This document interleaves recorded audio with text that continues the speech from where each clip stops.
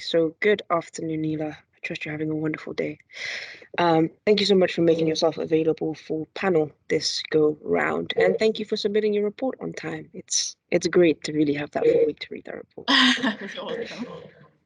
Awesome. Okay, so I'm gonna pass over to my colleagues who are gonna ask you their questions, and then we'll come back round. So we're gonna start with Judith, and we're gonna go to Sophie, and then we'll come back round and have some feedback. Hi, I don't actually have any questions for you right now, as you've actually done everything that I criticized last time. So it was great to see the progress, and I think Sophie just had a general question for you about what you've been doing previously. Sure. Hi, Nele. Hi. So I just had just a general question. Just looking over your report, you've pretty much accomplished everything that you set out to in your campaigns, which is fantastic. So I just had a general question of more of a reflection, how you found running Women's History Month, and all the sessions you ran there, and if there's anything you would have done if you had more time, what would it have been? So I think overall, like, it was really stressful to run Women's History Month, and not by virtue of running Women's History Month, just because like all my campaigns, so all the campaigns that I've outlined in the report, so Eating Disorder Awareness Week and the student strike and Women's History Month were happening at the same time. So Eating Disorder Awareness Week was the first week of May. That week was also the first week of March, sorry. And then that week was also the student strike, and obviously March is also Women's History Month. So yeah, February and March were like a little mental in terms of like organizing stuff. And I had support for I had staff support for the student strike and Women's History Month, but I didn't, for example, have any staff support for the Eating Disorder Awareness Week because yeah, it was just an incredibly like busy period, and it was fine. Like I was fine organizing it by myself, but like yeah, it wasn't ideal in terms of like being supported just because all my campaigns were happening at once. So I would have probably either asked for more help or kind of just maybe not do a campaign. It was really important to me to do the student strike because I don't know, that's just like on the ground activism that is kind of important to me. And I think it's important to kind of get Greenwich to do that again after COVID. So it was kind of personally important to me, but like no other officer had the capacity to pick it up. So I picked it up because I wanted to do it, but yeah, maybe I should have just not done that just because it was very stressful. And I think the quality of eating disorder awareness and like Women's History Month, like not suffered because they were still good events, but like I would have liked to do more with those campaigns. So it would have probably been better to free myself up a little bit more. In terms of Women's History Month, because Aisha was ultimately the lead for it, so our liberation organizer, and she did a great job. And like she ran mainly like women's employability and women's businesses kind of type of events, which is really interesting. But yeah, I would have probably run more events, not similar to what I did with Shark Week, but kind of the same topic around kind of sex positivity, sexual liberation. I would have liked to have time to do another event on sex work, and we had to postpone one event because our speaker had COVID and I had COVID as well that week, so we had to postpone one event, and then we couldn't really find time to kind of have another opportunity to have that event. So and I didn't like, if I wasn't so exhausted and if I hadn't been like so burned out during that time, like I would have probably put in more effort to kind of have that event again. Whereas this time around, I was just like, you know what, like it didn't happen. We both had COVID, but I have to like do the next thing. Like I don't kind of have time to, you know, that's done kind of thing. So yeah, probably would have not taken on so much by myself, looking back onto it. But yeah, I am still glad that we did those campaigns, I think, at the end of the day, if that makes sense. It does, thank you. And just as just a quick follow-up question, on the social media side of it, how did you find that with engagement and creating content and things like that? I think it's easier, like, if I set like time aside to do it. So if I like have a certain kind of half an hour in the day where I can just be like on social media, either like be on social media and just post, or like kind of create things for social media. I think that was that helps, like just dedicating time to it, because otherwise I'll just get busy with other things. But yeah, I think it's been a bit better, like it's been a bit easier, and like our comms team is really good. Like we had a lot of support from them, and like for both of the campaigns, so both the student strike and eating disorder awareness week, we had like kind of material from the external organizers, so from NUS and from BEAT, we kind of had social media materials that they had everyone use that was participating in the campaign. So that was really accessible and really easy for me to use. And then for Women's History Month, like we just kind of had our website and had like templates and then just based everything off of that. So we really made it like as accessible and as easy as possible for ourselves, which I think is good.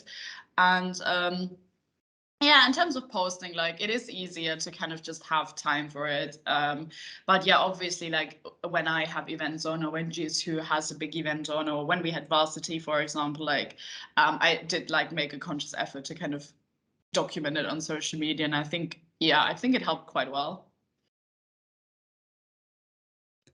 That's great. Thank you for answering my questions. Thank you. Right, yeah, sorry about that. I passed you over to them again, knowing fully well they didn't have that many questions for you. That's fine. Selective hearing, sorry. Great. Okay, cool. So you might find that this panel is a bit short because one thing that we all kind of commented on is that we can't really fault you at the moment because well, all the things that you said you were going to do, you've done. So well done. Thanks. So I suppose questions from my side. Looking more at your reactionary work, seeing as that's probably going to take up most of your time now until the end of your term, since you've done everything else that you wanted to do. These postgrad students and the work that you want to do to set up this postgrad forum connection thing, how is that going? It's going well. So I have a meeting with columns set up because I wanted to kind of wait and set it up until we kind of finished our retention project, because we obviously call postgraduate students as part of our retention project. And then column, I know, was like writing a report to kind of, you know, say, oh, this is what they said, this is kind of how they rate the ESU, yada, yada, yada. So I wanted to wait for that to come in, because what I didn't want to do is kind of, I mean, obviously we want to kind of ask students what they think and what they want, but like, I think oftentimes, not we do like too much of it, but like, I didn't want to like contact, postgraduate students and be like, okay, what can we do for you, and give them the feeling, you know, that they had just told us that in the retention calls and we weren't kind of talking to each other, or like I didn't know when they had already told us. So like I didn't want it to make it more complicated for them to engage with us, if that made sense. So I got the report last week when we finished calls, and or the week before, I think, but I was on leave, so yeah, I only saw it last week.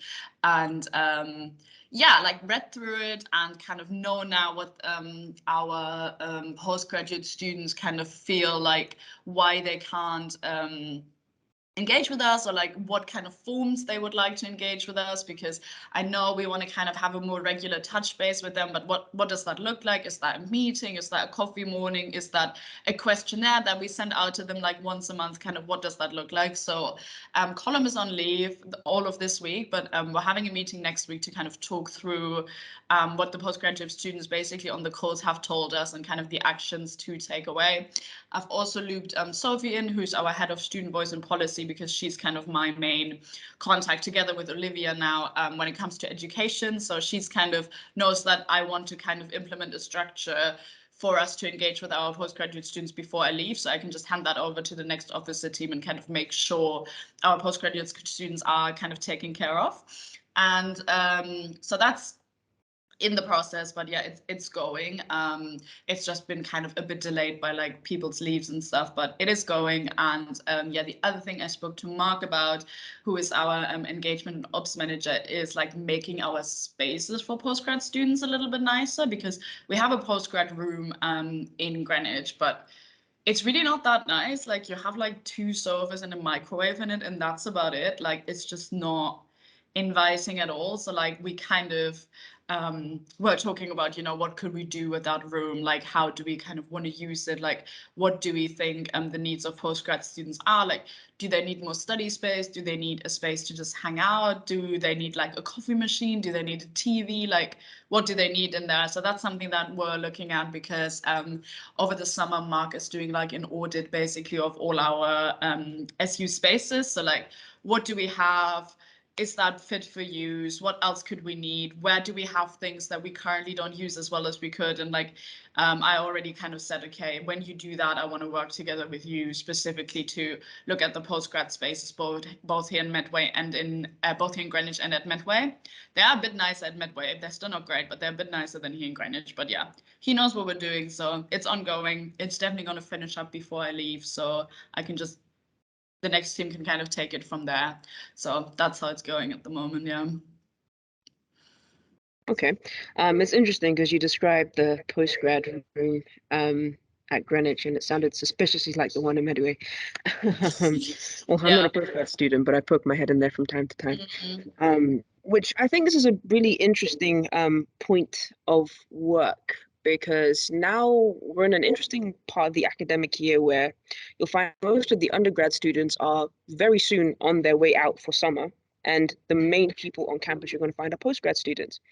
Because we're just about to enter into exams, and after that, even now, if you're, well, I'm in Medway, so I can see it for myself. But most of the people that are on campus right now are postgrad students. And I think specifically for this campus, there's a good chunk of a population of postgrad students, international students as well. So I think this is a very, very lucrative plot point, if you will. But you know, that's quite interesting. And I think I appreciate that you got the data and feedback from that retention scheme. And I also appreciate that you don't want to bombard those students with so much data collection. What's your feedback? What's your feedback? So that's good. And you're looking to finish that before you go. So definitely next panel, I'll have a question based on that. And I'll probably also ask about this SU Spaces review, because that kind of feeds into, well, everybody else, whether it's societies, whether it's general students, but we'll leave that for next panel. Okay, cool. Brilliant.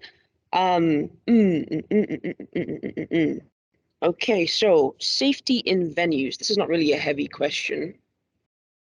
Oh, yes, she is frozen. You're correct. Probably give it a minute. Yeah. Oh, you're still there. Okay, great. Okay, just your camera that's frozen. That's fine. So long as you can. Dreadnought sounds white. good. Okay, edgy room. Yeah, it can be like that. Okay. I suppose, well, this isn't really a heavy question. It's more like an update any major changes. Safety in venues, because I know that was something that you were quite passionate about moving forward. So has there been any significant changes concerning that? So there haven't been any significant changes, because the kind of goals that we set up to do, like having drink test kits and stuff, having, you know, a female security guard there on the night, having kind of a safe space in lower deck. Those have been implemented. So, you know, if kind of a student came to us and was like, you know, this is all great, but, you know, I'm missing this, so I think we should have that.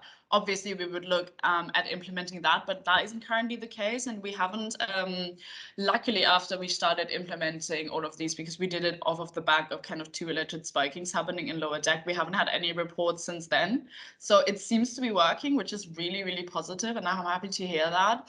One thing that we're doing around kind of campus safety at the moment that is quite significant is so the Students' Union together with the university is taking part in, I don't know if you've seen the kind of Mayor of London's anti-sexual violence / sexual harassment campaign. So it's basically this campaign. There was a video like circulating on social media, and it's basically like quite new, at least in like governmental campaigns, it's quite new, and that it puts like the onus on men to kind of, you know, not harass women, and not on women to like not go out at night, which is quite nice. So it's a campaign specifically kind of aimed at male allies of women to kind of call out their friends if they kind of witness any, you know, misogynistic behavior, which is really good.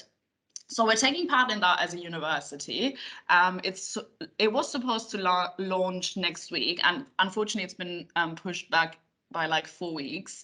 So like the official launch, but we're going to have all the material on our campuses from next week onwards. And it's basically, we have like, it's stickers and like bathrooms.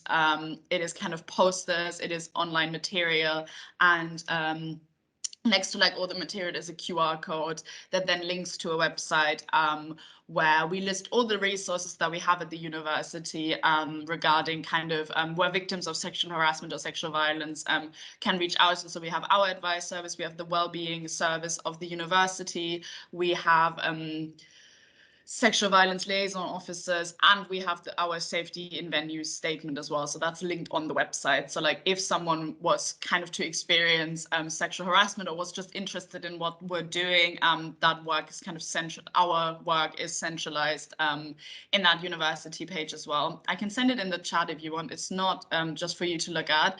It's not launched yet, so like don't show it to anyone until next week, but I'm happy to send it in here just so you can see. So yeah, we're doing kind of more to publicize it now with that campaign, kind of what we're doing. So yeah, there haven't been any changes other than that we're kind of promoting it more, and that we're collaborating with the university on it, which is good because that platform is just bigger than ours. And yeah, we've agreed to let them like have the campaign on all our campuses and all our SU spaces and the university spaces as well. So it's really good. And yeah, I'm a big fan of the campaign, as I said, as it puts kind of the onus on men not to harass women and not on women not to be harassed, which is bullshit. So yeah, I'm quite happy with that. Okay, cool. Yes, I wasn't really expecting anything major in that regard. It's just a FYI, nice to find out how that's going. And I suppose that's quite positive, because if it means that you can say that there hasn't been any major incident, it means that your system is actually kind of working and actually making the necessary changes. So props. Okay, and I suppose the last thing I'll inquire about, again, not really expecting much heavy change in that, but just kind of like a how's it going? Success strategy. What's the status?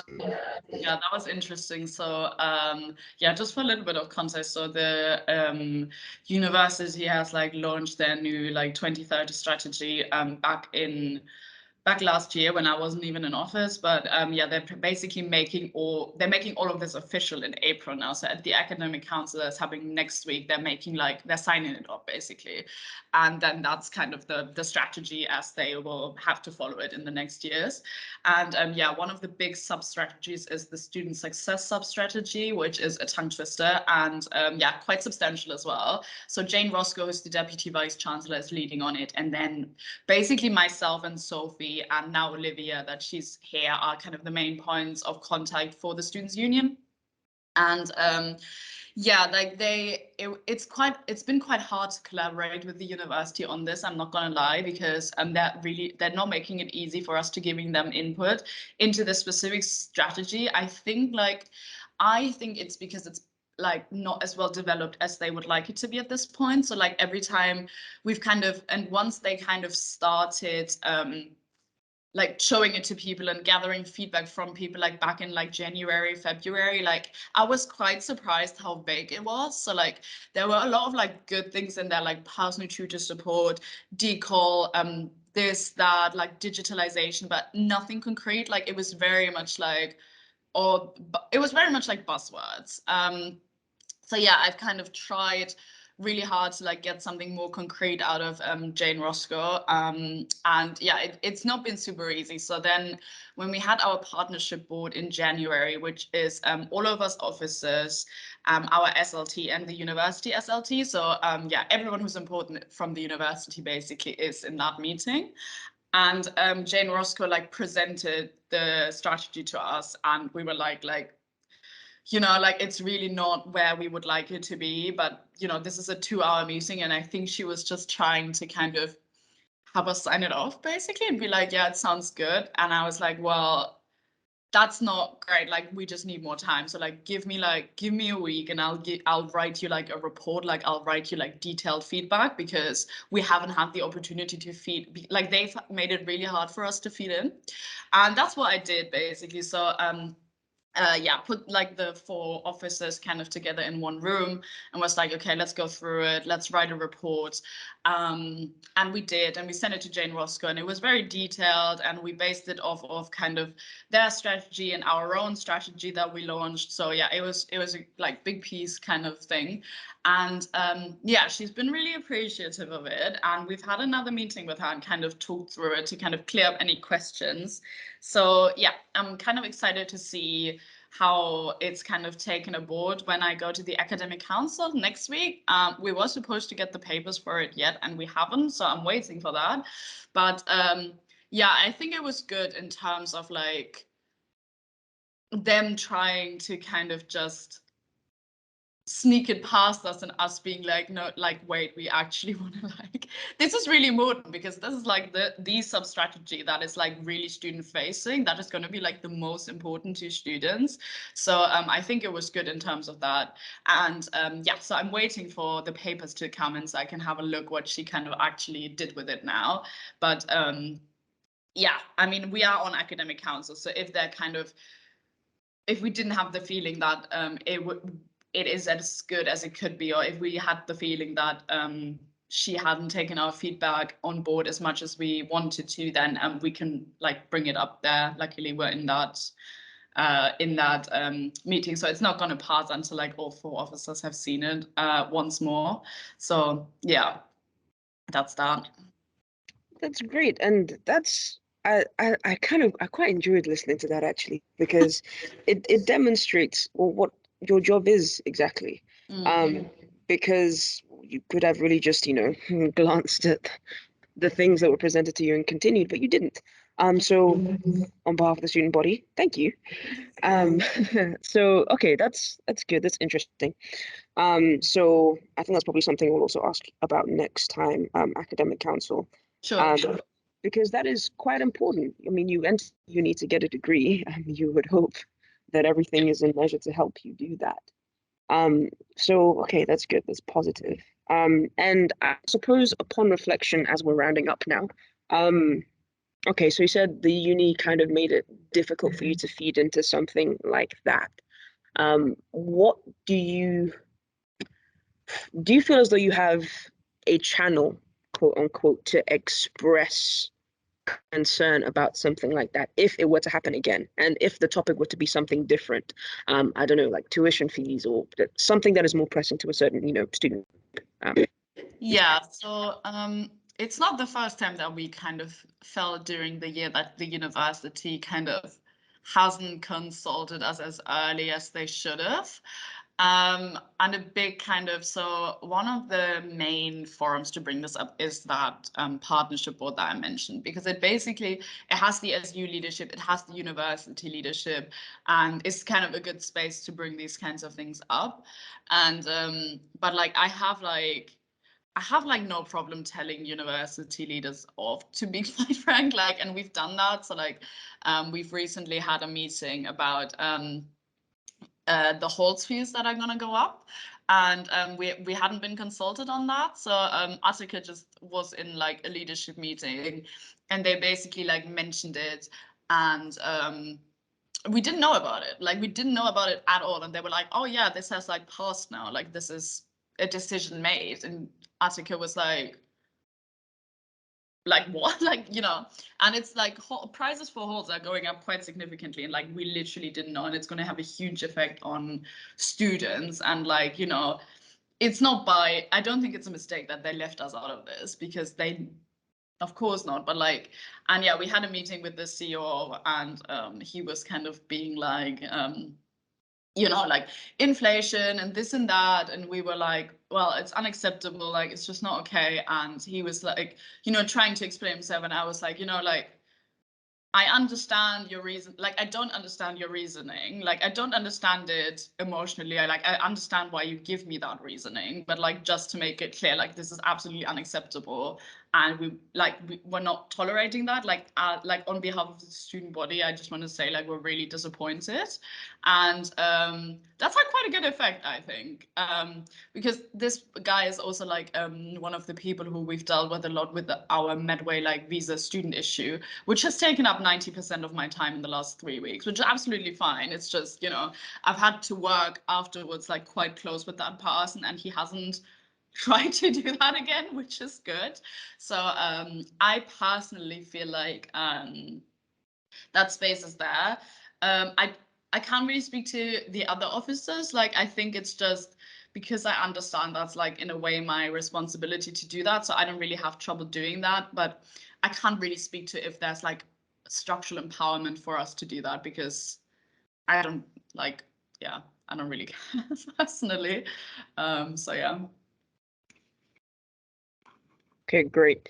Don't worry, I'll be sure to ask. It's something that I was generally curious about throughout the course of this year, but it's okay. We'll maybe ask about that next panel when we have a bit more time.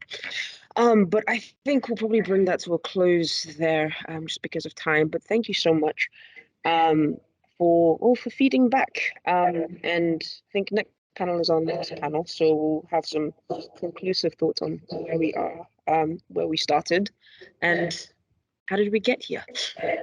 I suppose. So yes, we'll definitely feed back to you any actions, any concerns, anything that we'd like to kind of find out more about. Because I think the most important thing is building the best quality picture of your work as possible. And that's quite nuanced. It's beyond the report, it's beyond the panel, it's more the day-to-day flow of the things that you go through as an officer and how it impacts the students. Because we're the major shareholders, stakeholders. There we go. That's the word. Okay, great. So I think we'll stop there.